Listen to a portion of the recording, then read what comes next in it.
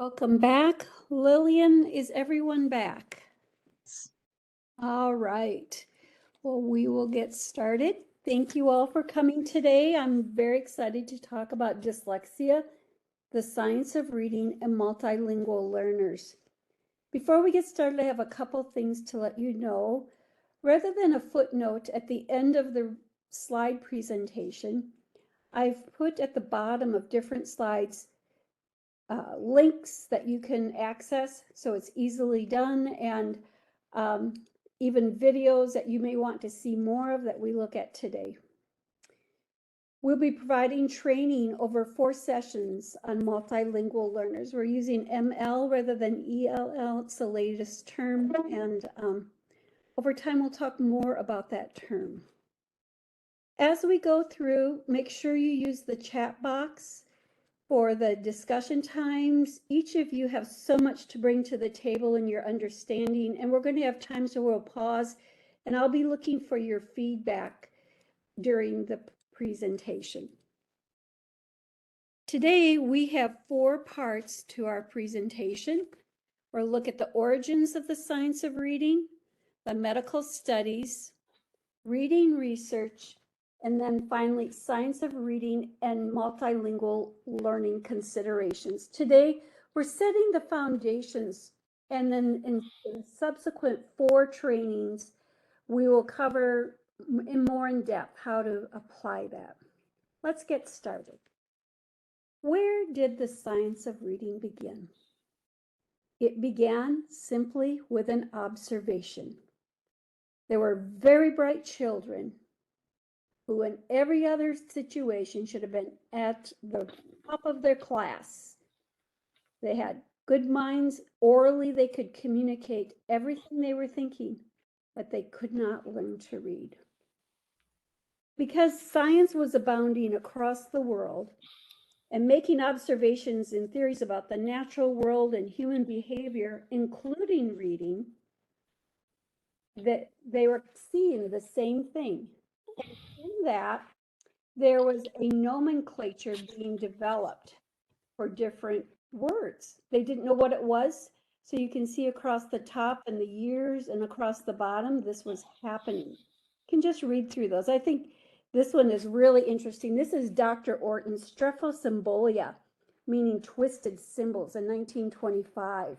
He wrote a paper about that and presented at a neurological conference and his theories about it. In the 30s and even into the 40s, Dr. Orton and Paul Dozier were working on understanding and developing methods for working with students with dyslexia. And they made an auditory connection, calling it word deafness. This is really interesting in that today, what are we working on? Phonological awareness. It's that not processing sounds adequately, like in the word paschetti for spaghetti. They're seeing this go along with the reading difficulty.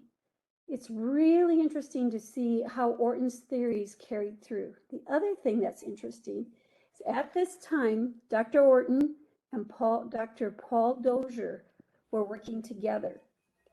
And Dr. Dozier's niece, Paula Rome, was the one who is the founder of the Reading Center working with Jean Osmond. Paula Rome was there when Barb Zielinski and I took trainings. And so we have a direct connection way back to some of the foundations of reading. I think it's exciting to know how the Reading Center is truly connected into the origins of the science of reading. We're going to look at medical studies. First, the reading brain, the neurology, and finally the genetics. I alluded to 1925 in Orton's thesis, and he believed the 2 hemispheres of the brain were fighting over who was going to do the reading. Again, you'll see on the bottom of the page, if you want to read or learn more, just click on these links. Was he correct? Was there a hemispherical confusion going on? We jump all the way ahead for 60 years before much research could be done. And in that time, they began to examine the anatomy of 4 deceased adults who had been diagnosed with dyslexia. One of those adults actually had been diagnosed at the reading center. In this examination of the gray matter, they saw these little ectopias that had migrated to the outer area of the brain region. And this had occurred during 3rd to 4th month gestation. That is really important to note because over history, dyslexics have been accused of being lazy, not engaged, not wanting to learn. This was constitutional in nature. It was within the structure of the brain. They also noticed another anomaly besides these ectopias, that there was a difference in the hemispheres. Usually there's an asymmetry to the hemisphere. The left hemisphere is usually slightly larger than the right in a good reader. The dyslexic learners had a symmetry to the hemispheres instead of the asymmetry. We're going to jump ahead again to 1996, another 10 years. This is about the time I began to go to International Dyslexia Association conferences. I remember one of the first conferences I went to, Guinevere Eden was the speaker. Now, this is a current day picture of Guinevere. Back in the 90s, she had long blonde hair and she didn't have glasses. And I heard her name and I thought of Guinevere from King Arthur's Table. And I was just enamored with her and her British accent and what she had done. She had a breakthrough. And in this breakthrough, what she started to do was examine reading brains using fMRI. So she noticed the difference in the reading brain. We're going to look at those differences in a moment. But this is the first time that they were able to look at what was actually happening in real time in the brain, apart from having to do anatomical research. At the same time, I'm sure many of you have heard of Sally Shaywitz, had her breakthrough book on overcoming dyslexia. And she talked on the intervention and normalization of the brain. Her book is it sold over 400,000 copies, and she has her 2nd edition out now. And I hope some of you will click on this link and take her course. Simos did a magnetic imaging resource at that time, looking at children who had dyslexia and did not have dyslexia. This is a picture from back with Guinevere Eden and also the work that Sally Shaywitz did. You could see the areas of the brain. Here is our normal reader, and their left hemisphere of the brain activates in 3 areas for reading. And we're going to see a video of that in a little bit. However, the dyslexic brain is only activating in the frontal lobe. So there's a dysfunction in the brain. It is also using the right hemisphere, like Orton had posited, that overusing of the right hemisphere and not using the left hemisphere for reading. Simos, in their study with their 8 children, and over 8 weeks, they had 160 hours of intervention, did a before picture. Here's the before picture looking from the top of the brain down. You can see that overactivation on the right hemisphere, and you can't even see any activation on the left. However, there would be a little bit over there. And here's your activation after. And you can see these areas of imaging that the brain has been normalized. They followed these students over years, and not only did it normalize, the students continued to grow at a normal rate of reading. Next, let's take an actual look at the human brain. This is Dr. Stanislas Dehaene, professor and chair in Collège de France, and he has done some phenomenal work. We've been talking about gray matter. Now we're going to look and see, I'm going to make sure we're optimized here, see the brain in action. And this will also include white matter. One second. There we go. Listen to the dead with your eyes. because you can read what they wrote 2,000 years ago. You can communicate thoughts to the mind through the eye, which is the great invention of the world, according to Lincoln. So how does that work? Well, this is a picture of your left hemisphere. The left hemisphere of the brain is most essential for language and reading. And just to orient you, this is the back of the brain, this is the front of the brain. It's been slightly inflated, so you can see inside the folds. And now I want to show you the activation of the brain as you read one word. We see it in time. So let me start this. Here we go.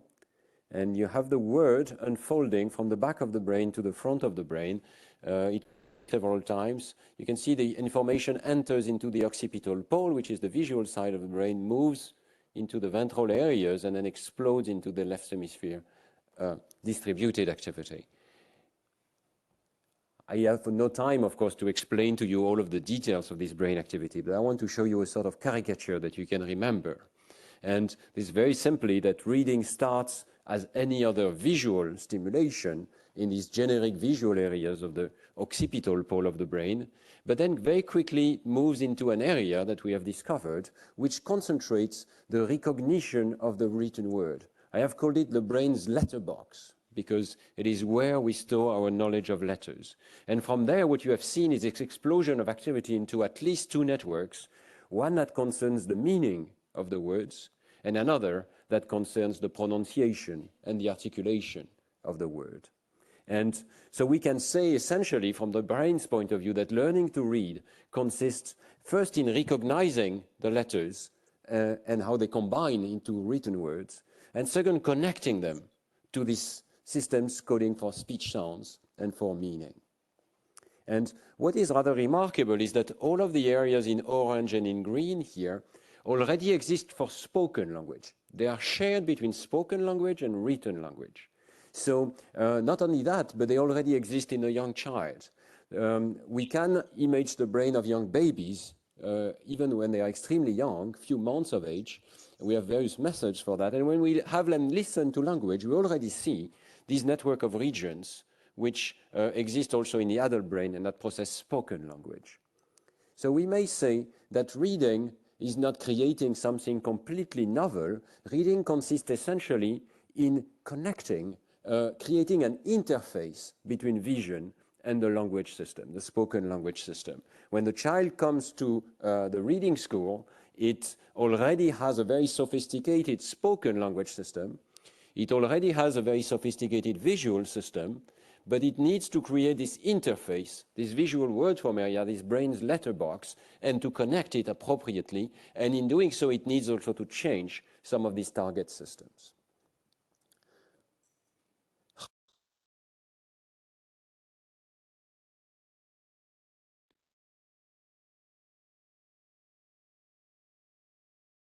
I found that fascinating. And what it does show us is that white matter is also involved. What he didn't talk about is with the dyslexic learner is there's some insecurities in that white matter for the dyslexic learner. It confirms the research on what is happening in those areas, or the three areas of the brain.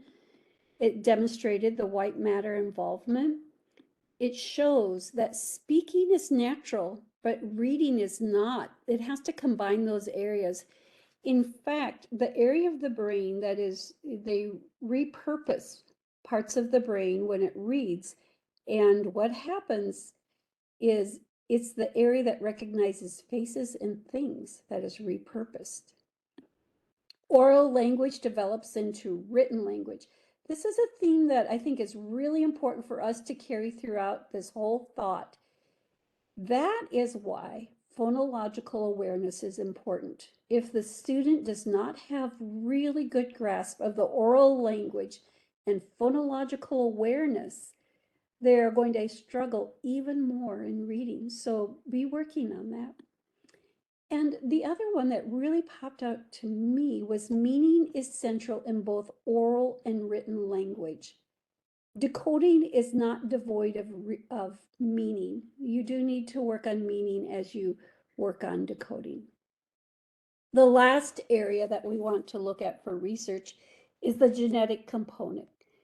and the dyslexic associated genes. I remember back when the first gene was found, it was DC2. The D stood for dyslexia, and it had relationship to the phonological area of the brain, and they thought, this is it. Well, then they found 16 more genes involved. Then they found up to 42, and then they said, no, these are not all involved. Well, what we are seeing is every dyslexic child is unique because there's a variety of genes. There is not one gene involved in dyslexia. The latest one they have looked at that they felt had the most impact was KIAA 0319. And they were really sure of it. They did a lot of research on it, and they found the impact was minimal. So they continue to do more research. But what we do know from statistics is that a child with an affected parent has a risk of 40 to 60% of developing dyslexia. We're going to take just a moment, and please use the chat box. What did you find most fascinating about this brain and genetic research?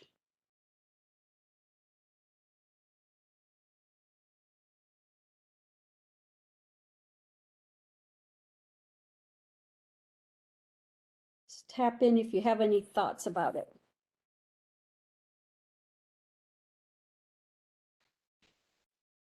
Somebody said interface. The interface of how it all works together. Just think what we looked at was just one word being read in the brain. It really lights up, doesn't it? The huge change you can make with remediation, seeing the brain scans.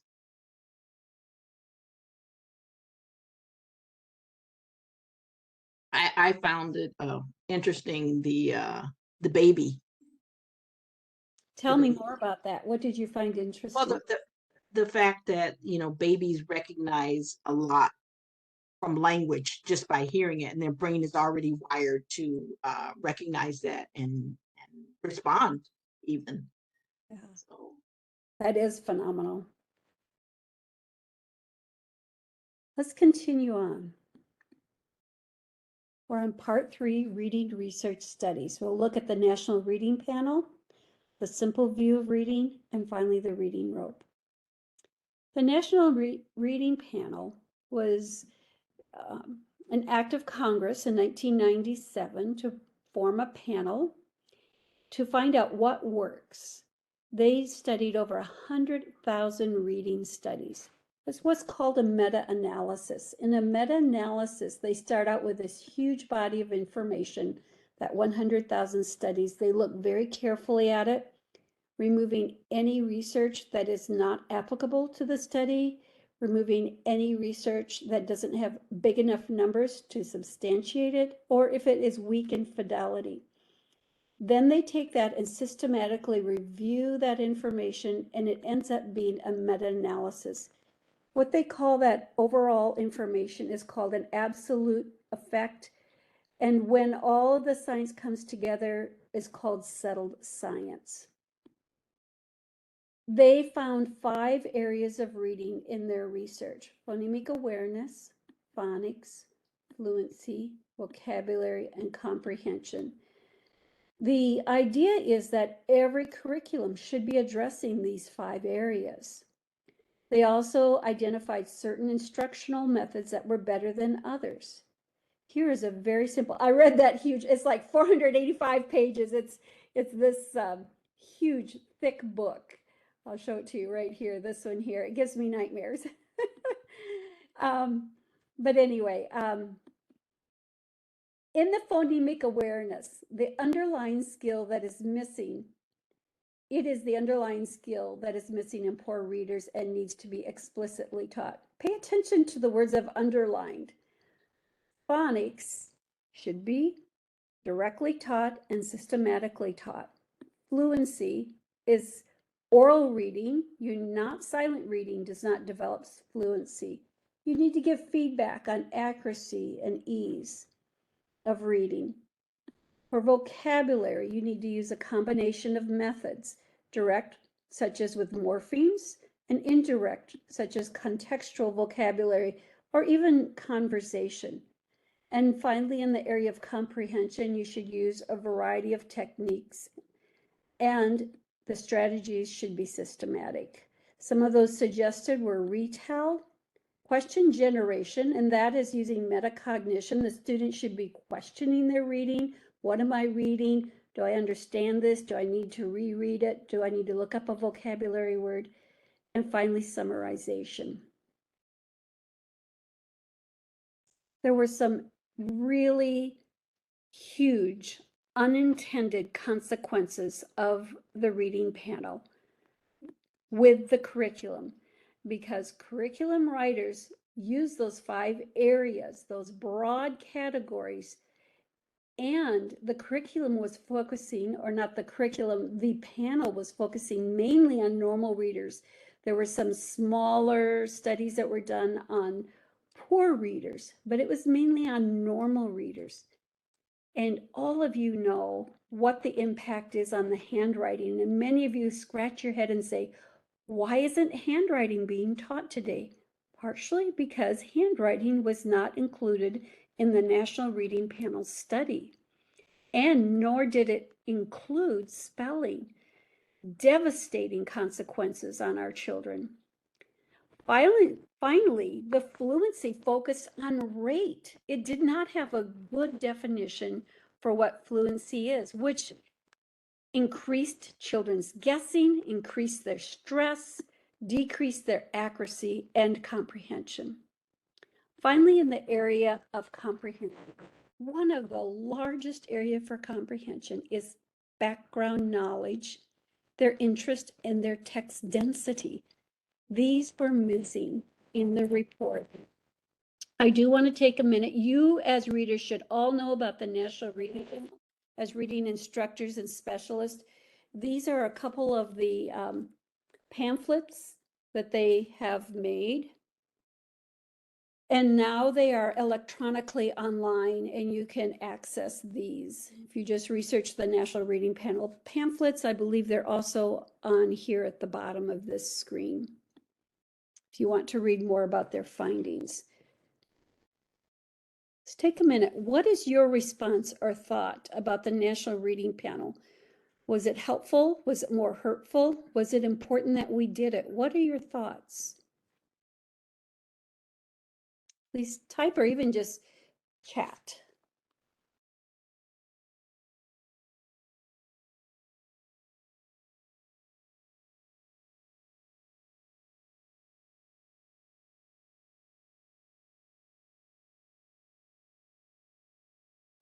I would Can like you clarify what you're asking?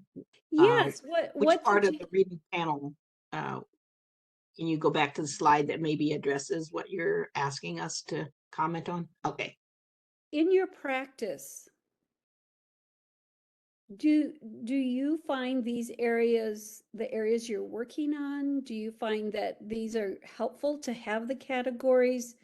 What do you think about the National Reading Panel's categories and their findings and your practice? It's a big question. So a couple of comments from the chat says, it's a shame that it's ended up being so harmful when it was well intended. I have seen harm done to children who are asked to read faster than they can process in pursuit of fluency. It just proves we do not know what we do not know, and I am glad that research is being applied to reading. The fluency instruction involved reading the same passage over and over. It wasn't helpful, especially. Yes, the fluency, what they were recommending was just repeated reading. And if you hear Sally Shaywitz talk about that, they just memorize it. Children who have good auditory skills, which often are dyslexic learners, will have good language reasoning. They can memorize it. It's not decoding. Thank you for your feedback. Let's move on. The next area we're going to look at is the simple view of reading. It is decoding times language comprehension equals reading comprehension. What you need to know is that this is a multiplier. We are looking for the product of reading comprehension. It is not an addition problem, and it's not an average. It is a multiplier. So we have decoding or word recognition times language comprehension is reading comprehension. This study has been verified over 200 times that this equation does work. So let's take a look at it and think about it. Here at the top, we have decoding, language comprehension, and reading comprehension. Starting out with 0. In this analysis, 0 means they have no skills. 1 means they have robust skills in any area. So partial skills would come in fractions or decimals or percentages. Our first student has 0 skills in decoding and 0 skills in language comprehension. This might be someone from another country who can't decode what we have, nor can they understand our language. Therefore, there is no reading comprehension. Our next person can decode. They might be able to decode really well, but they don't have language comprehension, so their reading comprehension is 0. An example of this might be a multilingual learner. Maybe they have an alphabetic system and they come with that ability to sound out words, but they have no idea what they're reading. And so there is no reading comprehension. We have an opposite scenario here. They have 0 decoding skills, good language comprehension, but no reading comprehension. This could be an emergent reader, a child who hasn't begun reading instruction, and they completely understand, they can talk, they seem very bright, but they haven't learned to decode. This also is a classic view of the dyslexic learner. They cannot decode, or they can decode partially, but they have a fantastic language, verbal ability. Sadly, they are not comprehending any of what is read, or not read in this case. So let's take a more reasonable scenario, 0.5. That's like 50% or half. You might see this with your students. Maybe they have this mediocre ability with decoding, mediocre ability with language comprehension, but when you multiply that, you come up with 0.25, which is 25% or 1/4. It is because the brain is using so much energy to decode and so much energy trying to comprehend what they're decoding that they come away understanding very little.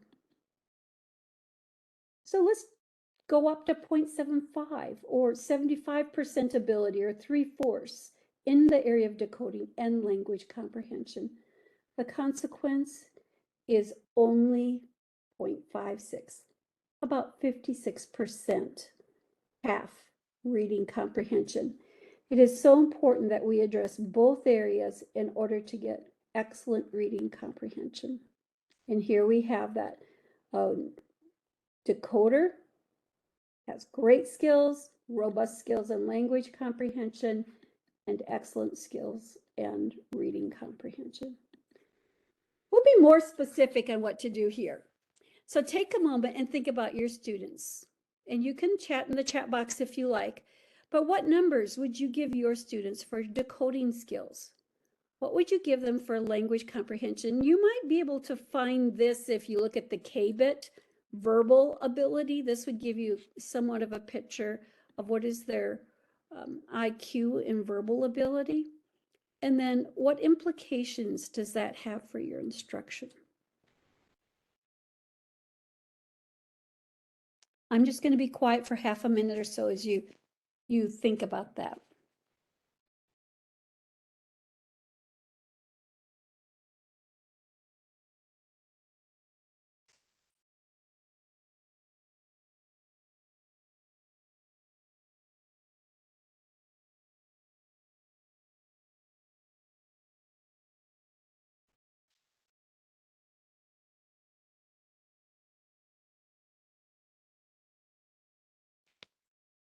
Okay.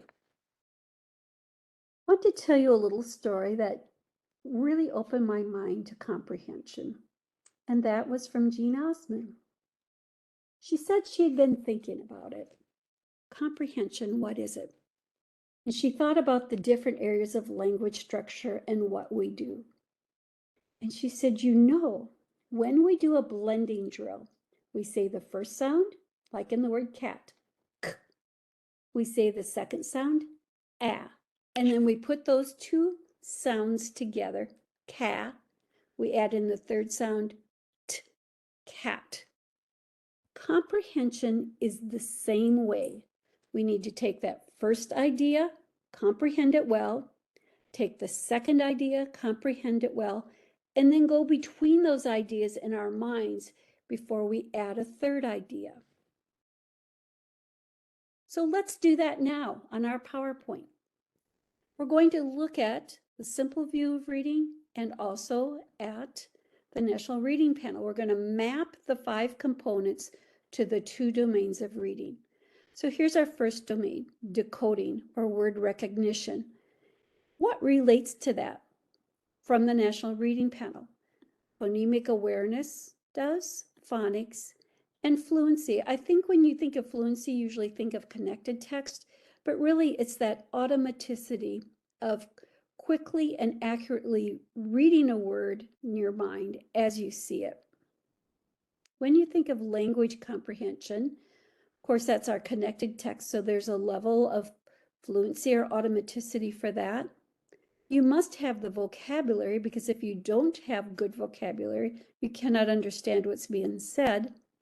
And finally, there's language comprehension, understanding. Lastly, this reading comprehension is comprehending or understanding what we read. During all of this time of science, back from the 1800s with Horace Mann, who came up with the theory that reading is meaning-based. In other words, you find meaning and then you can make sense of it. For instance, you look at the picture or you take the context of the sentence and you can make sense of it. That's called whole word. Well, Horace Mann began that back in the 1800s, and the reading wars began. Here we have on our left side, whole word or whole language. And they said reading, like learning to talk, is a natural process. So if you have a lot of books around, your student will learn to read. On the other side, we have phonics approach to reading. Reading is not natural and it needs direct instruction. In the latter half of the 1900s, there were 2 men, and even into 2000 and today, there were 2 men that could exemplify these reading wars. On the left side was Kenneth Goodman, and on the right side for phonics was Goff. And folklore said if these 2 men got in the same room, they would actually have a fist fight. Now, I went out and looked on the internet. I couldn't find anything about it. But on different presentations, I've heard them that they would be so passionate, like we are passionate about reading, that they let their emotions get carried away with that, their theories. Gladly, as we can see from the science of reading, there is some settled science. However, even though the science is settled, there continues to be reading wars. There continues to be poor production of curriculum. And there was a significant player in this war who understood what was going on. Her name was Hollis Scarborough, a Joan of Arc of reading. And she was passionate and getting ready to make a presentation in the late 1900s, right around 2000. And she wanted to make a summary before she did her scientific white paper presentation. She had to summarize all the science that led up to what she was going to say, and then present that in a short amount of time, and then present her theories. She was thinking about it, and she took some pipe cleaners. She took 3 pipe cleaners, braided them together, And then she took 5 pipe cleaners and twisted them together, each representing an area of the science of reading. Then she took those bottom ones and those top ones and twisted them together tighter and tighter over time. This became today what we know as the reading rope. What is interesting is if you type in science of reading in your Google search and then you hit images, you will get hundreds of different forms of the reading rope. You can see on the bottom of here is a talk by Hollis about her reading rope. I think you will love it. She's just quite a character. And one of the things she said was in all those reading ropes, they keep contacting her and trying to change it, but it has sustained the test of time in these areas. One thing she said that she has seen consistently removed from it is she had the word time with an arrow across the bottom. So I added that into this reading rope. You can see on this reading rope that there are 2 main areas, language comprehension and word recognition. Let's look at word recognition first at the bottom. This is what you all do so beautifully. There are 3 areas in word recognition: phonological or phonemic awareness, decoding and spelling, that's the orthography, the straight writing of language, and then finally sight word recognition. The one thing I want you to take away from this is there's a huge misunderstanding about sight word recognition. I was at my daughter's last fall and there was this big deck of word cards. And she was to go every day and flash them in front of her children to learn to read. That is what most people think of for sight word recognition, taking something like the Dolch word list and memorizing it by sight. True, scientifically based reading reads every letter of every word. And as you go through time, it is processed quickly and quicker to the point that when someone sees it, they see the word even quicker. If you had the word chair and a picture of a chair, you would process the word chair more quickly than the picture. So do not confuse sight word with memorizing Dolch words list. It includes that process of being able to read the sound symbol association and to be able to go through it in a systematic way as you read. Let's take time to look at the upper half of this rope. We've looked at word recognition slightly. And now we're going to look at language comprehension. If you look at word recognition, it becomes increasingly automatic over time with language comprehension. And again, we start with oral language and go to written language, that it becomes increasingly strategic over time. And as you wrap that together, you get your skilled reader. There are 5 areas for language comprehension: background knowledge, vocabulary knowledge, language structure, verbal reasoning, and literacy knowledge. Let's start with background knowledge. This is that one area that we talked about that the National Reading Panel omitted. Latest studies have shown that knowledge has a greater impact on comprehension than ability. And I believe this is the study down here that I'm going to talk about. You can look it up and watch it. There was a baseball study done by Wright and Leslie, and it's been replicated in many different scenarios over time. It is a subtle piece of science. So what they did in the study is they had your really proficient reader, like we saw on the simple view of reading. They have 1 and 1. They are excellent readers. And then they also had your poor reader and the dyslexic reader. What they found was that if this learner had great knowledge on baseball, that they would score almost as well as those who had just good reading and comprehending skills. So background knowledge is now considered the greatest after decoding, because if you can't decode, you can't read, one of the greatest impacts on language comprehension. They also learned that students do not have one level of reading. Each student has many levels of reading depending on the topic, like baseball, and knowledge on that topic, and also the density of the text, the style of the text. So much goes into it. Background knowledge is critical in building language comprehension. I don't know if you've all heard of the Matthew effect. Those who have get more. So the more you know, the greater you can grow your knowledge. Here's some thoughts on background knowledge. We need to build background knowledge while teaching decoding. So one way you can do that is encourage parents to read informative text and discuss that with their students.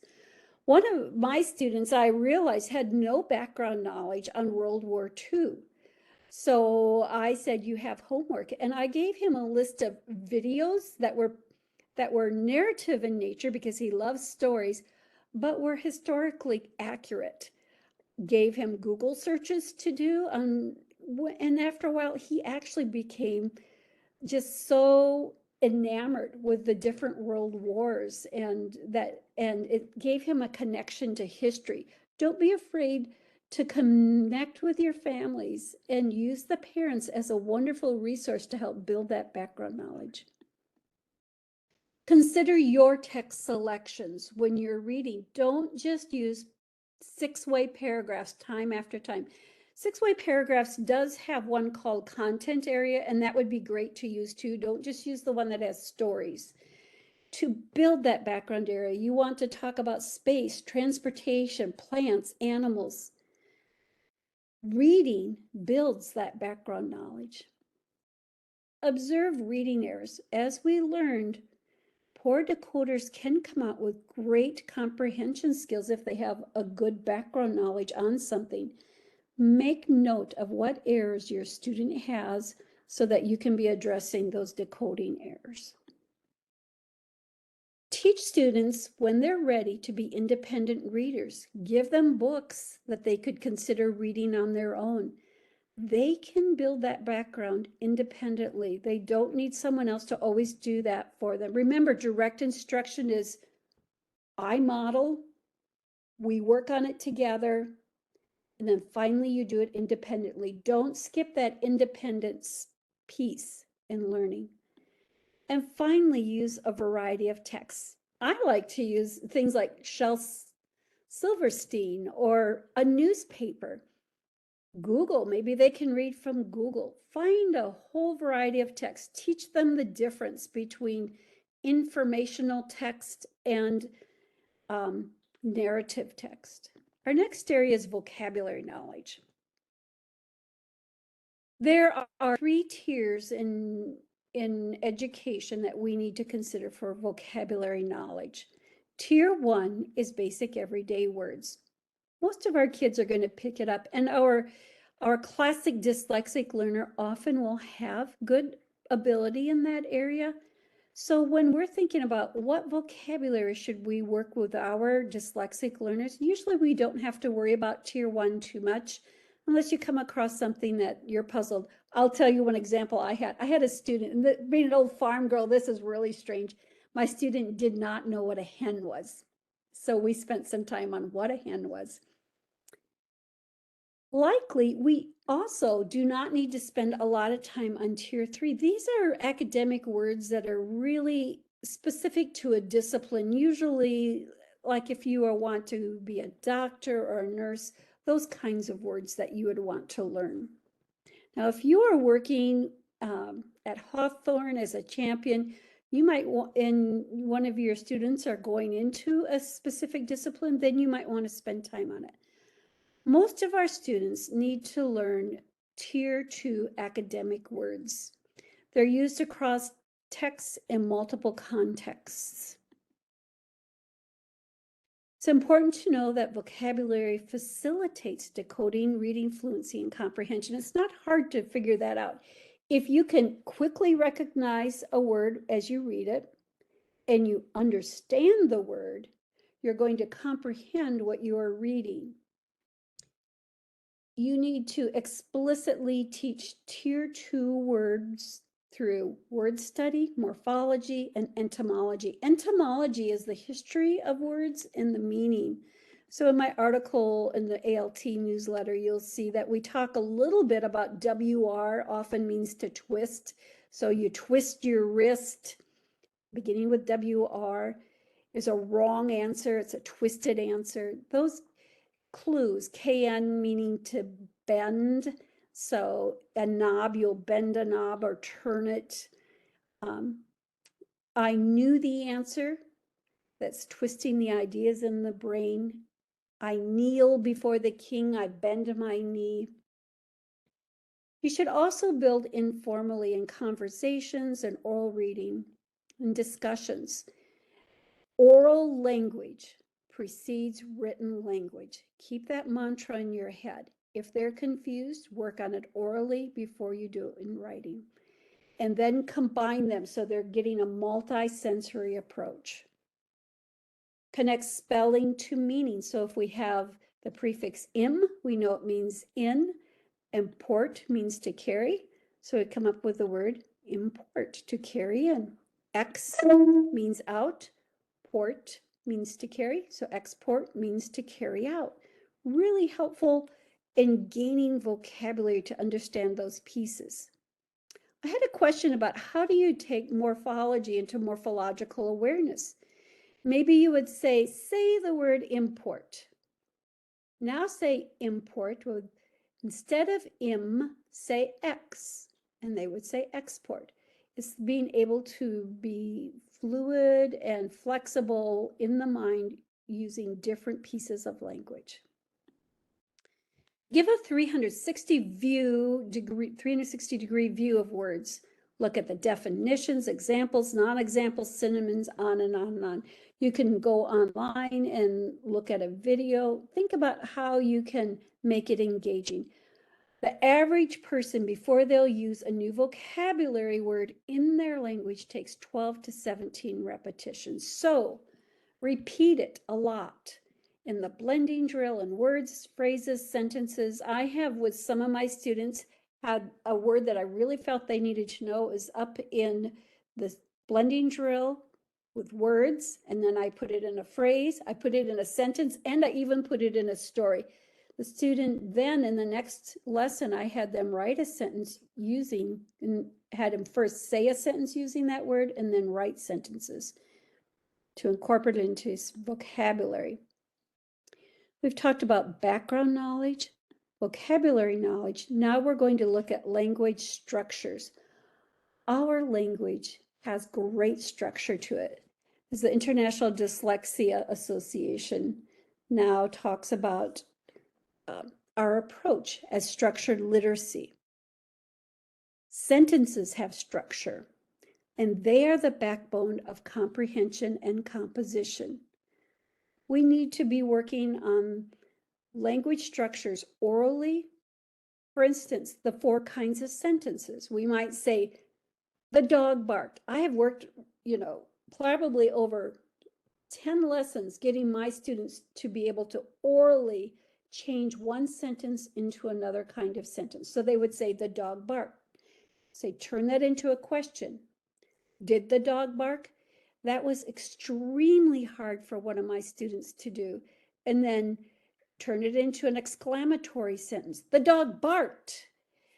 Understanding these kinds of sentences helps the student understand oral language, which will lead to better comprehension of the language structures. We need to understand semantics, that is how word choices develop. Depending where they are in a sentence, they're going to be used differently. Set the table. I have a set of golf clubs. And then syntax, the grammatical rules of language. If you are talking with a Spanish speaker, I am not here talking from experience, but in my training for multilingual learners, I understand that an adjective comes after a noun. So we would say the black dog. They would say dog black. black would come after the noun. You need to understand the syntax and the rules that govern the language to be able to understand and quickly grasp a sentence. We're now looking at verbal reasoning. I love this area because I think it's so fun and really something you can do easily with your students. Literary devices are fabulous. You can find them when maybe you are doing a narrative text and they could identify if you've taught what a metaphor is, maybe you teach them and you've given them examples, and maybe they read a story and it has a metaphor in it. Have them identify it. Then also there's understatement. So I have a grandson and he kept saying, "That's so sick," meaning it was amazing, right? And so there are different verbal reasoning and figures of speech that we can use. Personification, we use that. Talk to your pen. Can our pen hear? No, it cannot. I think it's really fun to do this either in reading or orally. Kids love riddles and jokes. Go ahead and incorporate those as part of your reading, part of your lesson. Then literacy knowledge. Literacy knowledge begins very young. It's the concept of print. When they take a book, do they have it upside down and backwards, or do they learn to hold it upright? Do they learn how to turn their pages and go from the front to the back of the book? Do they know that text goes from the top to the bottom of the page? Do they know to go left to right? These are concepts of print that you naturally probably teach your child, grandchild, niece, nephew, friend, naturally. But they do need to be taught. There are also genres, and this is so important. This is also goes back to structured literacy because there is structure in text. If you have narrative text, that is story. It is organized by time, unless you have a foretelling or something like that. In general, narrative text is chronologically ordered versus expository text, which is so important, and we should spend lots of time on this for students to understand that expository text or informational text is organized by ideas. On a book, you'll have the big print at the top, and what comes below is the detail. So it's organized by ideas. There's poetry, informal versus formal. I see that a lot with middle school students who love to text. They'll be writing on their paper. Is there capitalization? Is there an end mark? No. Do they care about spelling? No. So it takes a lot of energy and time to unteach what they've done in texting. They've used to being able to use emojis rather than good word choices. They need to know when you can use informal text like texting and when formal text is necessary. And finally, adjusting to your audience using pragmatics and how you adjust your language for that. When we think about this huge area of language comprehension, there are a few takeaways. Language comprehension enables the reader to make sense of what they're reading. So if they read and they have this blank look on their face, consider all of these areas. What's missing? If they're decoding okay, what's missing in this part of the rope? Oral language skills come before written language skills. Build orally and then work to written text. Readers become strategic as they learn to read. So here we have, they become increasingly strategic in this area. And all of these strands are circuitous. You have to come back and address them over and over. How many of you have said, I taught that 2 lessons ago and they don't remember any of it? It's common. You're rebuilding, reorganizing the gray matter in the brain. It takes time. And for every child, those skills vary. We saw that with the genetics. They're not going to be the same. You cannot take the same lesson plan and use it with the next student. It needs to be written specifically for that student on that day for their learning. So here we have Hollis's Scarborough's with the two areas, language comprehension and word recognition, working together over time, with the upper level increasingly becoming strategic and this lower level becoming very automatic to make our skilled reader. Let's talk about our very last area. It's part 4, the science of reading, multilingual considerations. In this area, we're not going to go deep. We'll have 4 trainings on multilingual learning, but we're going to give you some things to think about and then go deeper in further trainings. First of all, we need to think about the science of reading. It is the same for all brains. They learn to read in the alphabetic system. They have to go through the same process. Let's talk about what's the same for a multilingual learner and what is different. We have the simple view of reading. When we're thinking about decoding and language comprehension, we want to get over to reading comprehension. Type in the text box, what do you think is different? You all come with such wonderful knowledge.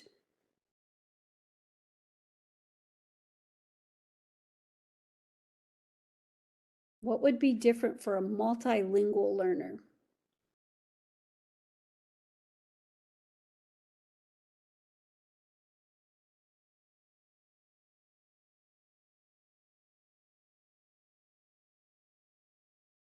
Which area are we going to have to shift it all in our instruction when we think about these 2 areas? When I think about, yes, multilingual learners are going to need that background knowledge. They're going to need more in the area of language comprehension than a child who has been brought up with knowing English. Let's look at the National Reading Panel. What are some thoughts there? Lillian, do you want to read any of the comments that are coming up?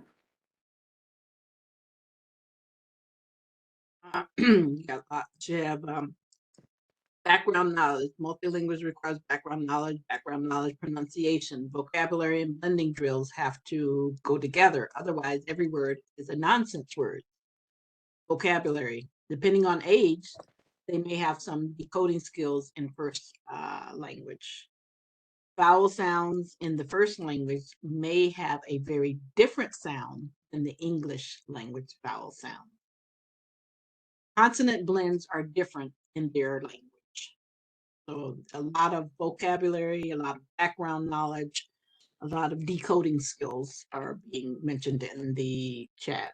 One new one that just came in, decoding is not the same in MLL, for example. There are no blends and vowels are different. Spanish has only 5 vowels, no long or short. But they do have the accents in Spanish, which changes the meaning, because I just started Duolingo on my phone, and to is the same word, but to mean you or your, they add an accent. That's how they had to distinguish the difference. But it's the same word. Thank you. You all bring so much knowledge to the table on this, and you already understand innately what needs to be done differently. And as we have subsequent trainings, Laura is going to go more deeply into some of those sounds that you're talking about. With the NRP, be aware that our understanding of research is built on sometimes a pitfall, and that we might come against. When thinking categorically, do not leave out the synthetic analytic piece.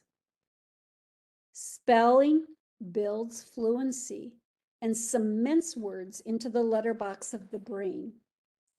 Writing is the foundation of true comprehension. Do not neglect writing. Beyond spelling, write phrases, sentences, paragraphs. The reading rope helps us define what students need in those areas. So use your reading rope. Again, remembering that oral language often precedes written language. So when we're thinking about it, multilingual consideration much is the same. We still need phonemic awareness. It needs to be directly taught. The sound symbol association must be taught to automaticity. The multisensory approach that incorporates the essential elements must be within the lesson. They need that structure. They need to hear it, feel it, see it. We must be inclusive of spelling and writing, and techniques of finger counting and blending stay consistent in our instruction. The lesson plan and corrective procedures are all the same. Remember, with dyslexia, and we know that in the alphabetic-based language, that they have the same percent, no matter what language it is, of students who are dyslexic. So we know that the differences are personal, the diagnosis is clinical, but the treatment is educational. That's what you're doing.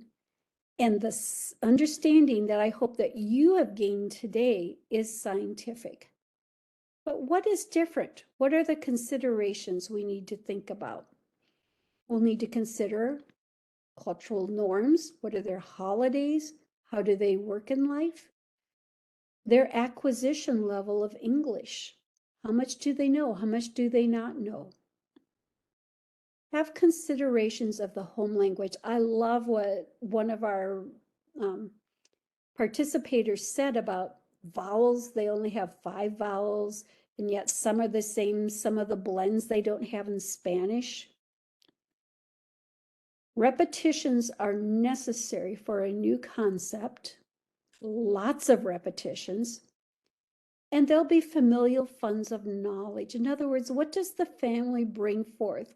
How can you have those discussions with the family that you can connect with the culture and what's happening in the home to reach that child in a more significant way? Multilingual learners need more phonemic awareness, especially with insecure, unknown sounds. They need more in phonics. You need to capitalize on overlapping abilities with English. What sounds are the same, say, between Spanish and English? What are the sound symbol associations in their home language?